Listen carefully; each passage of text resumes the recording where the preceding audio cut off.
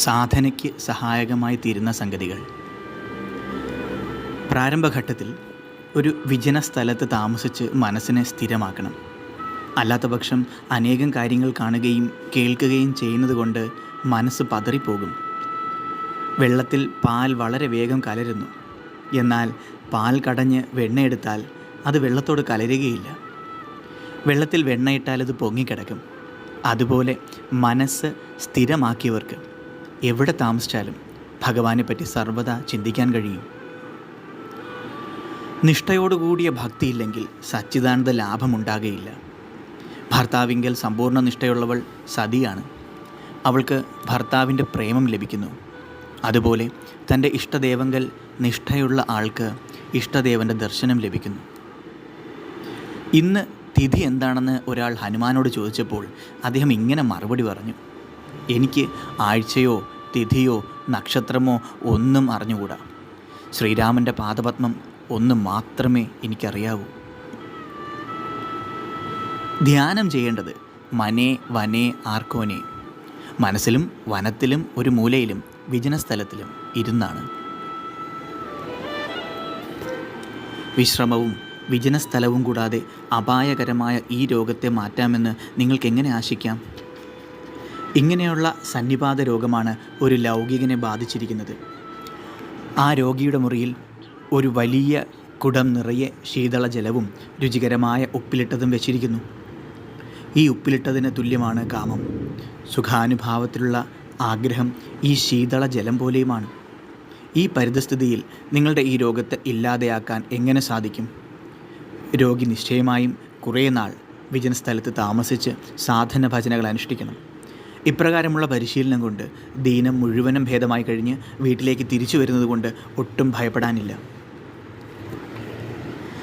ആദ്യത്തെ അവസ്ഥയിൽ ഒരു വിജനസ്ഥലത്തിരുന്ന് ധ്യാനം അഭ്യസിക്കണം. അതിൽ പിന്നെ അഭ്യാസം സ്ഥിരമായാൽ എവിടെയെങ്കിലും ഇരുന്ന് ധ്യാനം ചെയ്യാൻ കഴിയും. വൃക്ഷം ചെറുതായിരിക്കുമ്പോൾ ചുറ്റും വേലി കെട്ടി സൂക്ഷിച്ച് അതിനെ രക്ഷിക്കേണ്ടിയിരിക്കുന്നു.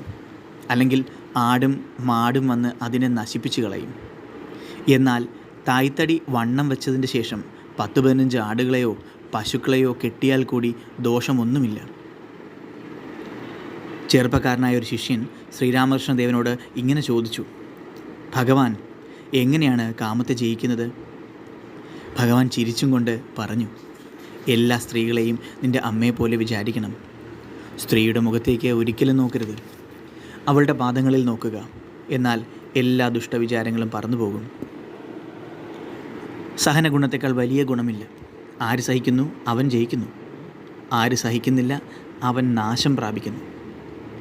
ബംഗാളി അക്ഷരമാലയിൽ സ ഒഴിച്ച് ഒരക്ഷരത്തിനും 3 രൂപങ്ങളില്ല.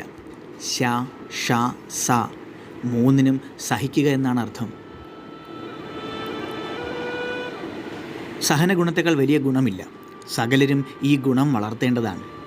ഒരു കൊല്ലൻ്റെ അടക്കല്ലിന്മേൽ ഭാരമേറിയ ചുറ്റിക കൊണ്ട് എത്ര അടിച്ചാലും അതൊട്ടും ഇളകുന്നതേയില്ല. അതേ പ്രകാരം ഓരോരുത്തരും ദൃഢനിഷ്ഠയോടുകൂടി ആര് എന്ത് പറഞ്ഞാലും എന്ത് ചെയ്താലും അതെല്ലാം സഹിക്കുക തന്നെ വേണം. കുളത്തിൽ നല്ല നല്ല ഇരയിടുന്ന മാത്രയിൽ മത്സ്യങ്ങൾ എത്ര ദൂരെ ഇരുന്നാലും 4 വശത്തു നിന്നും വേഗത്തിൽ അതിനടുത്തെത്തുന്നു. ഒരു ഭക്തൻ്റെ ശ്രദ്ധയും ഇതേ പ്രകാരം തന്നെ ഈശ്വരനെ സംബന്ധിച്ച് ഫലപ്പെടുന്നു. ശ്രദ്ധയാൽ ആകർഷിക്കപ്പെട്ട് ഭഗവാനായ ഹരിയും ഭക്തൻ്റെ ഹൃദയത്തിൽ വേഗത്തിലെത്തുകയും ആത്മസ്വരൂപത്തെ ഭക്തന് കാണിച്ചു കൊടുക്കുകയും ചെയ്യുന്നു. ഈയാമ്പാറ്റകൾ വിളക്ക് കണ്ടാൽ പാഞ്ഞ് അതിൽ വീണ് മരിക്കുന്നു. എന്നാലും ഇരുട്ടത്ത് പോകാൻ അതിന് ഇഷ്ടമില്ല. അതുപോലെ ഭക്തന്മാർ സാധുക്കൾ വസിക്കുന്ന സ്ഥലത്ത് ചെന്ന് അവരുമായി ഈശ്വരനെ പറ്റി സംസാരിച്ചു കൊണ്ടിരിക്കുന്നു. അയാൾ നിരുപയോഗമായ ലൗകിക വ്യാപാരങ്ങളുടെ ആകർഷണത്തിൽപ്പെടാതെ സാധനകൾ ചെയ്തുകൊണ്ട് സമയം ചെലവ് ചെയ്യുന്നു.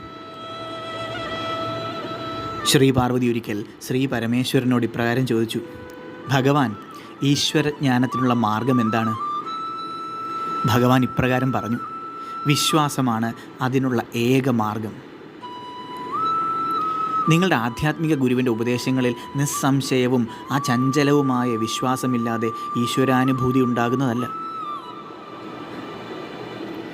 ഒരു മനുഷ്യനായി ജനിക്കുന്നതിന് അപൂർവ ഭാഗ്യം സിദ്ധിച്ചിട്ട് ഈ ജീവിതത്തിൽ ഈശ്വര ലാഭത്തിന് പ്രാപ്തനല്ലാതെ വരുന്നെങ്കിൽ അവൻ്റെ ജീവിതം വ്യർത്ഥം തന്നെ.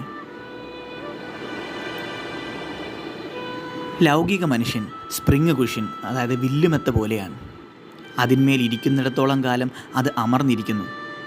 അതുപോലെ സജ്ജനങ്ങളോടും പരിശുദ്ധന്മാരോടും കൂടി ഇരിക്കുന്ന സമയം ലൗകിക മനുഷ്യന് തോന്നുന്ന പുണ്യവികാരങ്ങൾ അയാൾ അവരുടെ സംസർഗം വിടുന്ന മാത്രയിൽ അന്തർധാനം ചെയ്യുകയും അയാളുടെ മനസ്സ് മുമ്പിലത്തെ പോലെ തന്നെ മലിനമാകുകയും ചെയ്യുന്നു.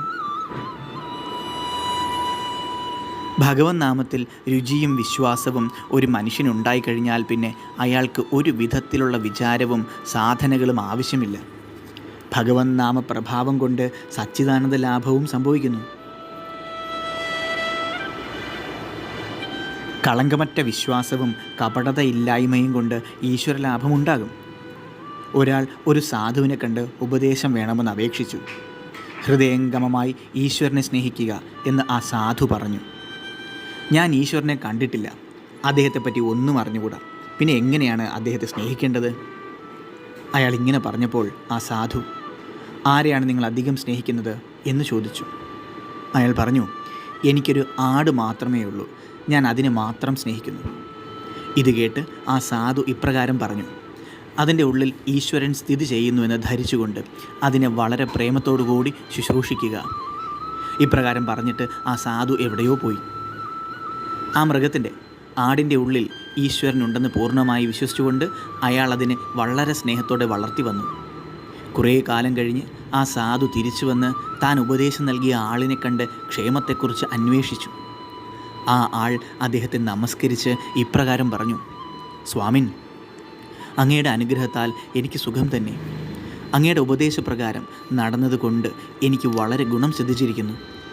എൻ്റെ ഈ ആടിൻ്റെ ഉള്ളിൽ ചതുർബാഹുക്കളോട് കൂടിയ ഒരു മനോഹരമായ രൂപത്തെ ഞാൻ കൂടെ കൂടെ കാണുകയും അതിനാൽ എനിക്ക് അത്യാനന്ദമുണ്ടാകുകയും ചെയ്യുന്നു. സജ്ജന സംസർഗം കാടിവെള്ളം പോലെയാണ്.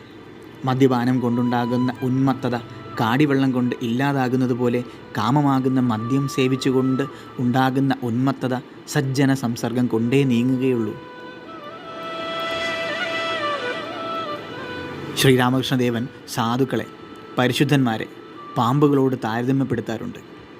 പാമ്പുകൾ തന്നെത്താൻ മാളം നിർമ്മിക്കാതെ മൂഷിക നിർമ്മിതമായ മാളത്തിൽ താമസിക്കുന്നു. അതുപോലെ സാധുക്കൾ സ്വന്തമായി ഗൃഹങ്ങൾ നിർമ്മിക്കാതെ വേണ്ടി വന്നാൽ മറ്റുള്ളവരുടെ ഗൃഹങ്ങളിൽ താമസിക്കുന്നു. ഒരുവൻ ഒരു വക്കീലിനെ കാണുമ്പോൾ കേസുകൾ, കച്ചേരി മുതലായവയെപ്പറ്റിയും ഒരു വൈദ്യനെ കാണുമ്പോൾ സുഖക്കേടുകൾ, മരുന്നുകൾ മുതലായവയെപ്പറ്റിയും ഓർമ്മിക്കുന്നു. അതുപോലെ ഒരാൾക്ക് ഭക്തനെ കാണുമ്പോൾ ഭഗവത് സ്മരണ ഉണ്ടാകുന്നു.